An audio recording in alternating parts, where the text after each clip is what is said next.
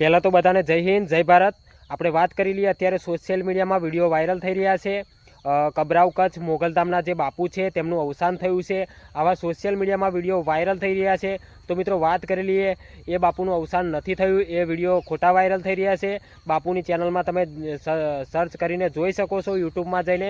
પણ વાત કરી લઈએ, પરમ પૂજ્ય શ્રી ઘનશ્યામગીરી બાપુનું અવસાન થયું છે, એટલા માટે આ બાપુનું નામ આપી દીધું છે કબરાવ કચ્છ મોગલધામના જે બાપુ છે તેમનું અવસાન થયું છે। તો એવું નથી, બાપુની ચેનલમાં તમે સર્ચ કરી કબરાવ કચ્છ, તેમાં વિડીયો જોઈ શકો। બાપુ અત્યારે હયાતમાં છે।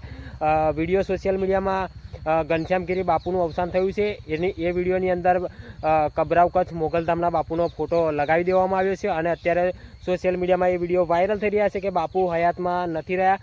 તો એવું ધ્યાન પર નથી લેવાનું અને ખરેખર જે ઘનશ્યામગીરી બાપુનું અવસાન થયું છે એમના માટે, એમના દિવ્ય આત્માને ભગવાન શાંતિ આપે, એમના માટે તમે કમેન્ટમાં ઓમ શાંતિ લખી શકો છો।